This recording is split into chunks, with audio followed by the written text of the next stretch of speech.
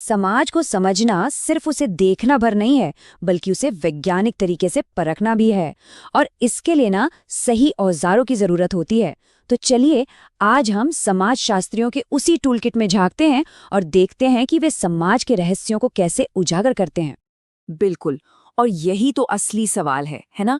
एक समाज शास्त्री सिर्फ ये नहीं कहता कि मुझे लगता है ऐसा होता है। वो पूछता है मैं इसे साबित कैसे कर सकता हूँ, और बस यहीं से उनकी असली खोज शुरू होती है।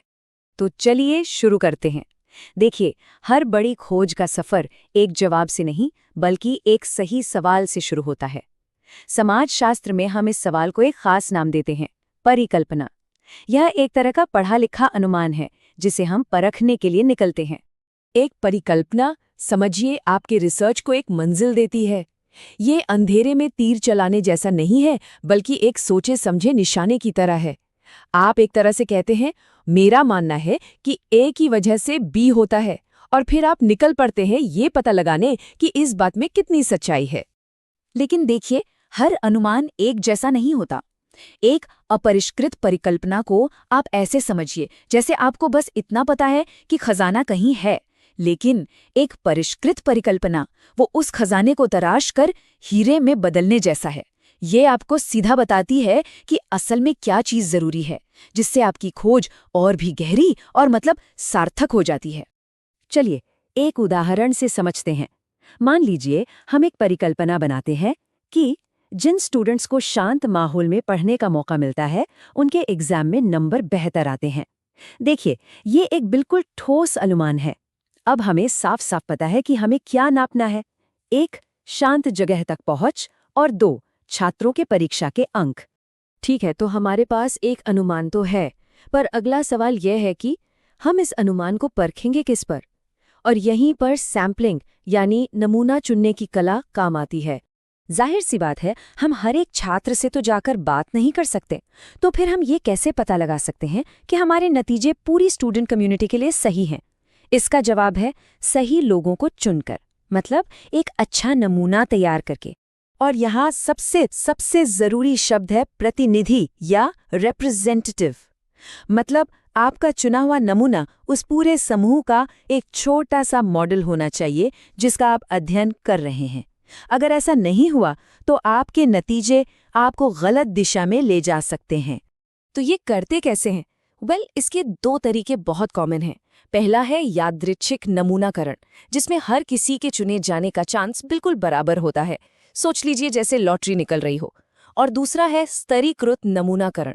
इसमें हम क्या करते हैं कि पहले पूरी आबादी को अलग अलग ग्रुप्स में बांट लेते हैं और फिर हर ग्रुप से सही अनुपात में लोगों को चुनते हैं, ताकि हमारा नमूना पूरी आबादी का एक सही आईना बन सके। चलिए, अब हमारे पास एक अनुमान है और हमने ये भी तय कर लिया है कि हम किससे बात करेंगे। अब अगला कदम ये तय करना कि हम आखिर मापेंगे क्या। समाजशास्त्र की भाषा में इन मापने वाली चीजों को हम कहते हैं चर या वेरिएबल्स। ये चर मोटा मोटी दो तरह के होते हैं। एक, गुणात्मक, यानी वो चीजें जिन्हें हम गिन नहीं सकते, जैसे किसी का धर्म या जाति। और दूसरे होते हैं मात्रात्मक, यानी वो चीजें जिन्हें हम गिन सकते हैं, जैसे उम्र या आय। हमारे उदाहरण की बात करें तो परीक्षा के अंक एक मात्रात्मक चर है। और इसको थोड़ा और गहराई से देखें तो ये जो मात्रात्मक चर हैं, ये भी दो तरह के हो सकते हैं। पहले होते हैं असतत चर, जिनके बिल्कुल फिक्स्ड मान होते हैं, जैसे एक परिवार में बच्चों की संख्या 2 हो सकती है, 3 हो सकती है, 2.5 नहीं हो सकती। और दूसरे होते हैं सतत चर, जो एक पूरी रेंज में कहीं भी हो सकते हैं, जैसे किसी की लंबाई या वजन। तो चलिए अब इन सारे टुकड़ों को जोड़कर देखते हैं कि पूरी तस्वीर कैसी बनती है।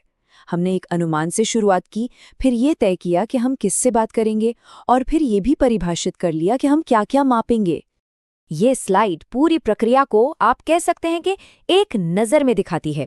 ये एक बिल्कुल सीधा लॉजिकल सफ़र है जो हमें सिर्फ एक राय से आगे बढ़ाकर सबूतों पर आधारित समझ तक ले जाता है। हर कदम अपने पिछले कदम पर टिका हुआ है।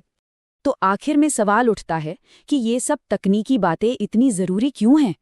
ज़रूरी इसलिए हैं क्योंकि यही वो चीज़ें हैं जो समाज शास्त्र को सिर्फ सुनी सुनाई बातों से अलग करके एक विश्वसनीय विज्ञान बनाती हैं। ये हमें सबूतों पर आधारित ज्ञान तक पहुंचाती हैं, न कि सिर्फ किसी के अनुमान तक। ये जो कोट है ना, ये कमाल का है। विज्ञान का मतलब ये बिल्कुल नहीं है कि आप सब कुछ जानते हैं, बल्कि इसका मतलब ये है कि आप ये मानने को तैयार हैं कि आपको नहीं पता और आपके पास सच को खोजने का एक तरीका है, भले ही वो सच आपकी सोच से बिल्कुल अलग क्यों न हो। और आखिर में यही वो चीज है जो समाजशास्त्रीय खोजों को इतनी ताकत देती है। ये सिर्फ किसी की राय नहीं है, बल्कि एक पूरी व्यवस्थित प्रक्रिया से निकला हुआ नतीजा है। ये हमें व्यक्तिगत विश्वासों से ऊपर उठकर एक ऐसे ज्ञान तक पहुंचने में मदद करता है जिस पर हम सब भरोसा कर सकें।